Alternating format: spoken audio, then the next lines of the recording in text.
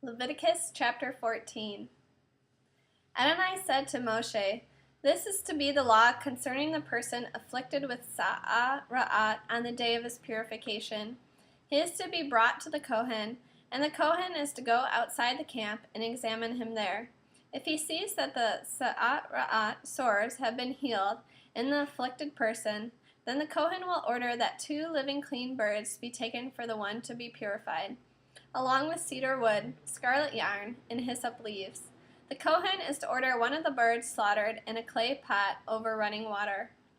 As for the live bird, he is to take it with the cedar wood, scarlet yarn, and hyssop, and dip them and the living bird in the blood of the bird slaughtered over running water, and sprinkle the person to be purified from the sa'ah 7 times. Next he is to set the live bird free in an open field. He who is to be purified must wash his clothes, shave off all his hair, and bathe himself in water. Then he will be clean, and after that he may enter the camp, but he must live outside his tent for 7 days. On the 7th day he is to shave all the hair off his head, also his beard and eyebrows. He must shave off all his hair, and he is to wash his clothes and bathe his body in water, and he will be clean. On the 8th day he is to take 2 male lambs without defect, 1 female lamb in its first year without defect, and 6½ quarts of fine flour for a grain offering, mixed with olive oil, and 2/3 of a pint of olive oil. The Kohen purifying him is to place the person being purified with these items before Adonai at the entrance to the tent of meeting. The Kohen is to take 1 of the male lambs and offer it as a guilt offering with a 2/3 pint of olive oil. Then wave them as a wave offering before Adonai. He is to slaughter the male lamb at the place in the sanctuary for slaughtering sin offerings and burnt offerings, because the guilt offering belongs to the Kohen, just like the sin offering. It is especially holy. The Kohen is to take some of the blood of the guilt offering and put it on the tip of the right ear of the person being purified, on the thumb of his right hand, and on the big toe of his right foot. Next, the Kohen is to take some of the 2/3 pint of olive oil and pour it into the palm of his own left hand. Dip his right finger in the olive oil that is in his left hand, and sprinkle from the oil with his finger 7 times before Adonai. Then the Kohen is to put some of the remaining oil in his hand and on the tip of his right ear of the person being purified, on the thumb of his right hand, and on the big toe of his right foot, and on the blood of the guilt offering. Finally, the Kohen is to put the rest of the oil in his hand on the head of the person being purified, and the Kohen will make atonement for him before Adonai. The Kohen is to offer the sin offering and make atonement for the person being purified because of his uncleanness afterwards. He is to slaughter the burnt offering. The Kohen is to offer the burnt offering and the grain offering on the altar. Thus the Kohen will make atonement for him, and he will be clean. If he is poor, so that he can't afford to do otherwise, he is to take 1 male lamb as a guilt offering to be waved, to make atonement for him. 2 quarts of fine flour mixed with olive oil for a grain offering, 2/3 of a pint of olive oil, and 2 doves or 2 young pigeons, such as he can afford, the one for a sin offering and the other for a burnt offering. On the 8th day he will bring them to the Kohen for his purification, to the entrance of the tent of meeting before Adonai. The Kohen is to take the lamb of the guilt offering and the 2/3 of a pint of olive oil and wave them as a wave offering before Adonai.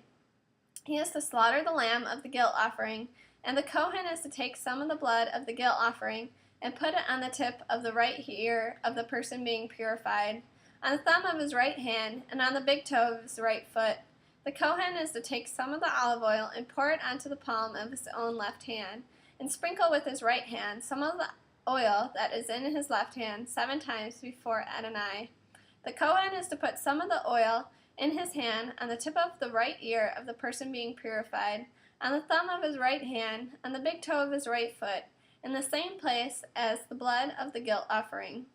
Finally, the Kohen is to put the rest of the oil in his hand on the head of the person being purified, to make atonement for him before Adonai.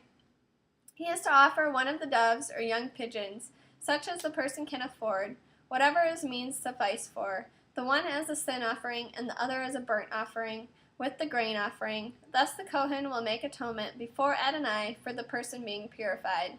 Such is the law for the person who has sa'at ra'at sores, if he cannot afford the usual elements used for his purification. Adonai said to Moshe and Aaron, when you have entered the land of Canaan, in which I am giving you as a possession, and I put an infection of sa'at ra'at in a house in the land that you possess, then the owner of the house is to come and tell the Kohen, it seems to me that there may be an infection in the house. The Kohen is to order the house emptied before he goes in to inspect the infection, so that everything in the house won't be made unclean. Afterwards, the Kohen is to enter and inspect the house. He will examine the infection, and if he sees that the infection is in the walls of the house, with greenish or reddish depressions that seem to go in deeper than the surface of the wall, he is to go out of the house to its door and seal up the house for 7 days. The Kohen will come again on the 7th day and examine the house. If he sees that the infection has spread over its walls, he is to order them to remove the infected stones and throw them into some unclean place outside the city. Next, he is to have the inside of the house thoroughly scraped, and the scraped off plaster is to be discarded outside the city in an unclean place. Finally, other stones must be set in the place of the first stones, and other plaster used to replaster the house. If the infection returns and breaks out in the house after the stones have been removed and the house scraped and plastered, then the Kohen is to enter and examine it. If he sees that the infection has spread in the house, it is contagious sa'at ra'at in the house. It is unclean. He must break down the house and take its stones, timber, and plaster out of the city to an unclean place. Moreover, whoever enters the house at any time while it is sealed up will be unclean until evening. Whoever lies down or eats in the house must wash his clothes.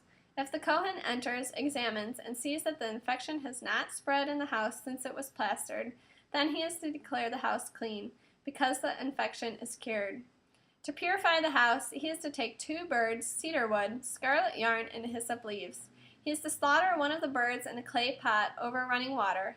He is to take the cedar wood, the hyssop, the scarlet yarn, and the live bird, and dip them in the blood of the slaughtered bird and in the running water, and sprinkle the house 7 times. He will purify the house with the blood of the bird and the running water, the live bird, the cedar wood, the hyssop, and the scarlet yarn.